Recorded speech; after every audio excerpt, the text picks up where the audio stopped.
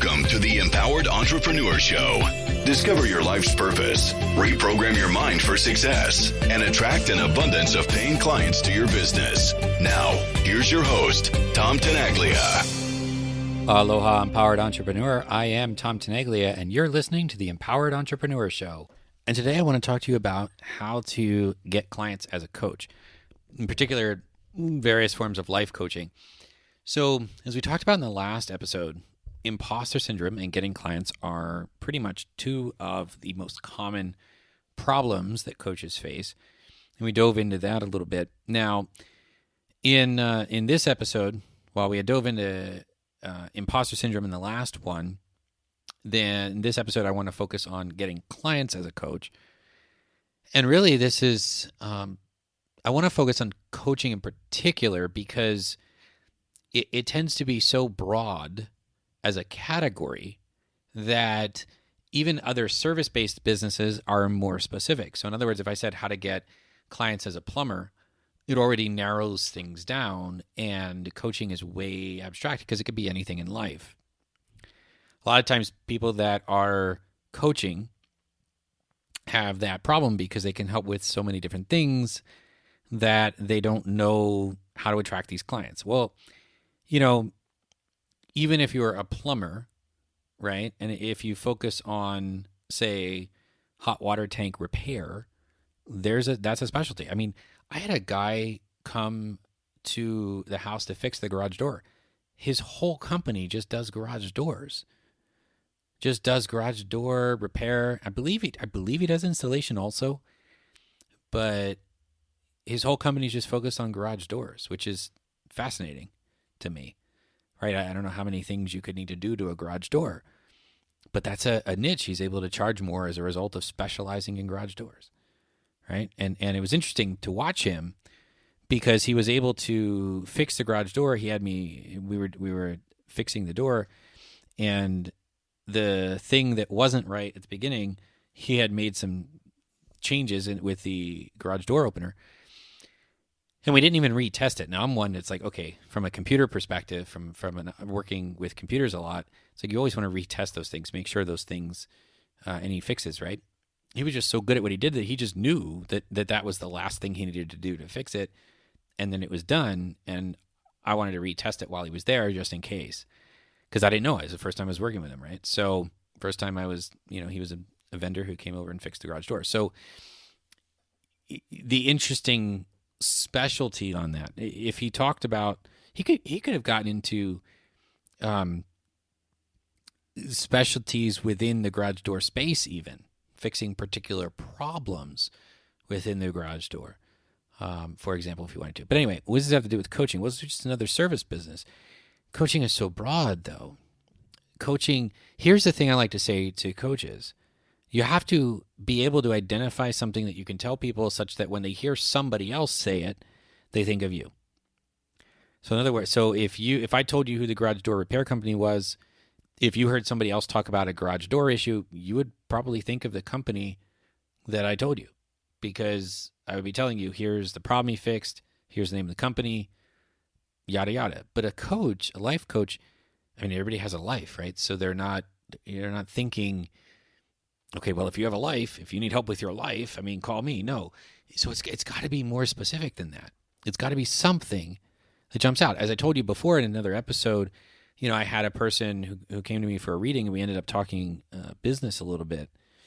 And, a portion of where the energy was getting stuck was in how to talk about what it is that she does. And so we looked at the themes across all the different clients, and we found that she helped people with transitions. That was the theme, because she got pegged as somebody who worked with kids because she had told people that she had taken on kid clients. And so people started saying, oh, well, if you want that type of work for kids, go to this person. And she's like, she didn't want to only have kids as clients. I'm like, well, what are you helping the kids with? What are you helping the adults with? What's the common theme there? And it turned out that it was transitions. I said, now you got to figure out, are there particular types of transitions that you want to work on? In other words, maybe helping people in the military transition out of the military back into civilian life, maybe helping parents who have all their kids in college now and they're empty nesters, right? Maybe it's helping a kid transition from home life to college life, right? And then so maybe there's transitions that you don't want to work with, right? So then you can be specific in the way that when somebody says to you, oh, okay, I'm actually, learning what it is to go from being married without kids to having our first child. And then if they go, what do you do? He's like, oh, well, I'm actually helping people who are just first-time parents that are learning, what it takes and what it means to go from being, people without kids to their first child. And that's exactly what I do. I help people with that transition because there's a transition there, right? So that she could say to somebody who was going through that scenario. So as a coach, you have to figure out what you're actually helping people with. And really, that stems from knowing who you want to help. And then being able to articulate the solution in such a way, or articulating the problem in such a way that the solution becomes that if you know the problem that well, that you should know that you would know the solution. Here's a tip that I think is significant in this space. When you're talking to people about coaching, it's so important that they feel understood. They should not need to understand you, but rather they should feel and experience that they are being understood. In copywriting, the copy is less about sharing information and more about, when they always say, right, enter the customer's mind. Well, how do you really do that? Well, the way to do it is to demonstrate to the customer that you understand the customer and the customer's problem. Here's the tip. You actually have to understand it. You actually do. And so this is why, I had other vendors that I'd worked with for different things, and I'd call them up and I would try to arbitrarily explain what was going on, and I didn't know the space at all. And they're like, oh, it's doing this, right? I was like, yeah. And you see this? Yeah. And then you do this other thing and it does that. Yeah. Oh, I know what it is. I can fix it. It's like, it's obvious, right? Like they test these things. They ask you, is this what it's doing? Is this, that, the other? It's like, yeah. Okay. Well, then you automatically give them, I had this happen in, I think, 2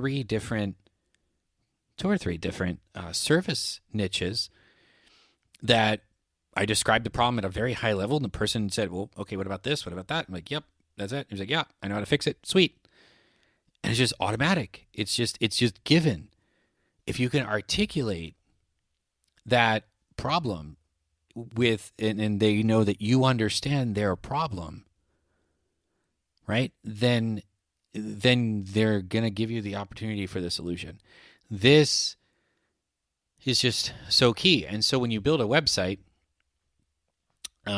or build some sort of lead magnet, it needs to be able to demonstrate that you understand their problem. So you should know who and what problem. And it's so ironic. It's so counterintuitive. But the more that you help one person, one problem, and one pain with one solution, the more you can scale that. Sometimes people go, well, I'm limiting everything I can do. No, you're actually not. You're finding the people who are going to be able to say, oh my gosh, you have that problem, you got to call this guy or this gal. And that's what you're doing. So you can actually then horizontally or vertically scale. You could then introduce additional problems you can help with, or you can go to different categories of people, different niches, and help the same problem in a different way, or whatever the case is. The scale is...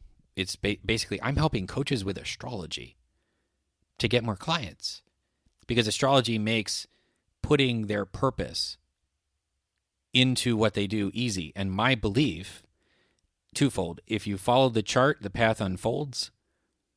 And if you follow the chart, it's actually, well, what I mean by that is it'll attract the customers to you that are waiting for you. It speeds it up. It's a map. The chart is a map. So it tells you which way to go. So I'm bringing astrology to coaches, and the coaches that understand it, they sometimes will say to me, well, shoot, how do I use astrology with my clients with the goal they're bringing to me? And that's a whole nother conversation. So I usually just say, pay for a reading with me, and I'll go over how to do that with them. And so there's so much there. So you need to be able to take that authentic you and use that as a way of helping somebody with a particular pain point, particular problem. Don't worry about all the things you got. The amount of things I can do with astrology are just astronomical. Haha, nice pun. It wasn't intentional. There's just so much I can do there, but that would bore anybody except an astrologer who wants more information. So I just go, okay, if that's the problem you have, here's the tool, here's the way to apply it, here's what we do, here's how we get rid of the problem, here's how you move forward, blah, blah, blah, and it all works. So attracting as a coach is to figure out that one person, one problem, one pain, one solution, so that you don't get categorized as a coach and you get looped in with everybody else. People come to me when they've tried everything else. That's usually when somebody will come to me, because my prices are not cheap. And so they try shortcuts that don't work, and then they come to me. And then they go, I should have come to you first. Yeah, I know. Now they know. Then they come to me first after that. Because I'm not grouped in with the other coaches. I'm not grouped in with the other astrologers. Who takes astrology into coaching? Just me. But when you understand the map, and you understand what I know about the marketing aspect of things, I can help coaches get their clients because of the astrology, because you're bringing you into it. So be yourself, bring you into it. It doesn't matter. Just bring you into it, and your clients will hear your message and they will come to you, just like mine come to me. And with that, aloha, ahui ho. I'll talk with you again soon.